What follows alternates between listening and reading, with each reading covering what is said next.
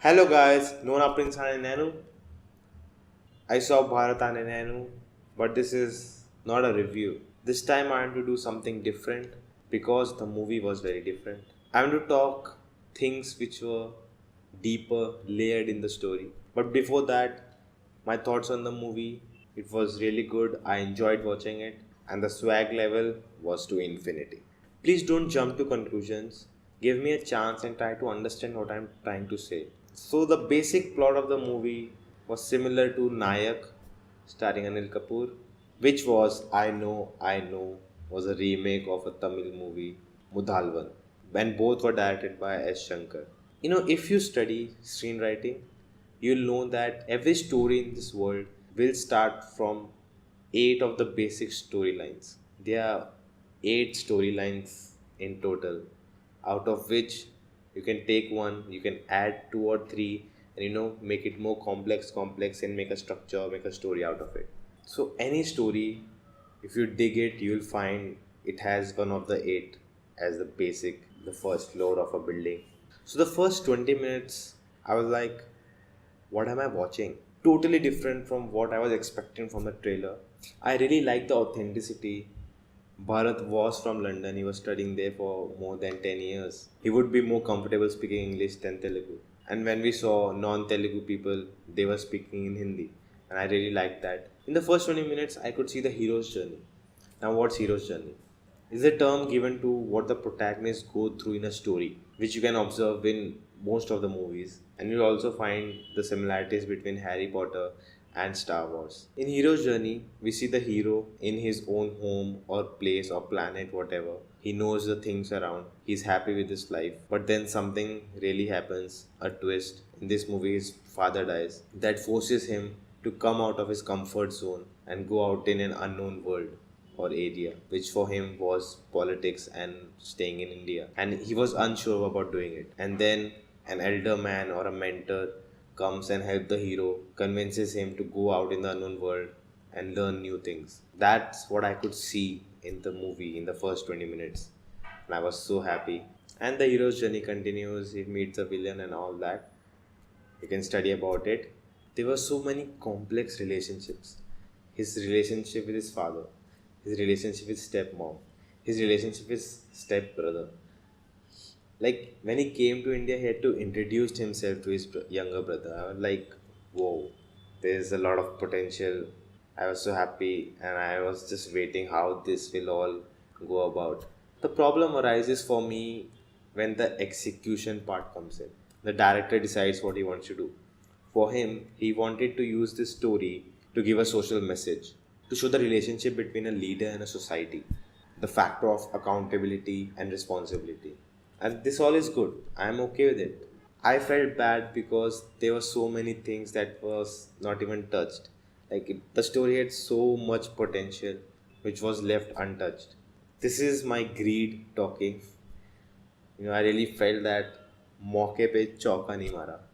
It felt like they took an easy route, and instead of going for a very complex attempt of making the story, the relationship between so many people. But it all depends on how the director want to show the story.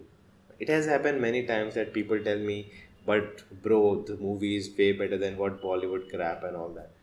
And whenever I get this thing, like, dude, really, why is there even a comparison with Bollywood? I don't get it.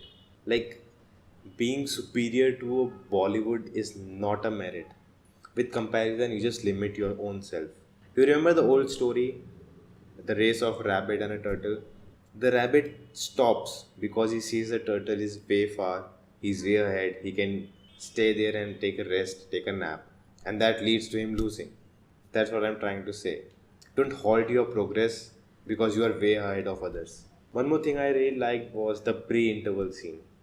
I think this is the first time in movie history that we got a chance was given to the politicians, why they do the things they do, corruption or not doing the work for the people. Like, it's not like the movie supports it, but they give them a chance to explain why they are doing it. It's not like that they are blank people, one dimensional, they are politicians, so they just eat the money. Like, they gave some reasons behind those. And both the good, the bad, the ugly, all the sides were explored.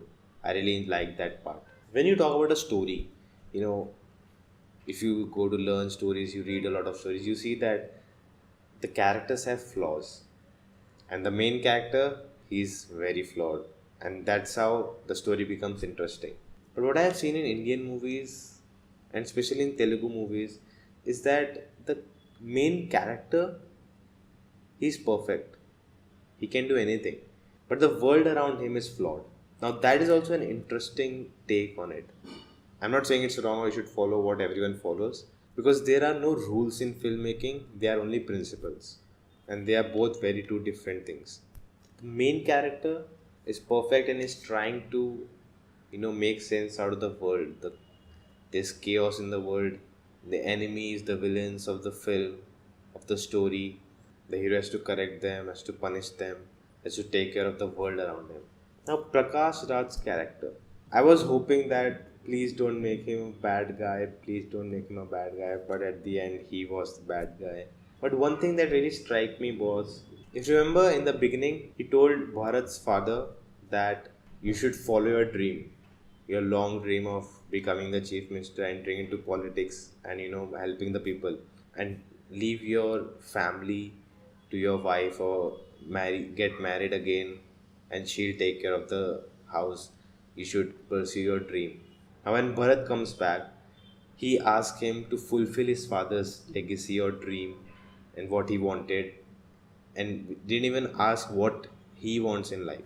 Now, in the movie, in this story, this there's no conflict because Bharat doesn't know what he wants to do in his life, and Prakash Raj wanted him to do that because of his own ulterior motives.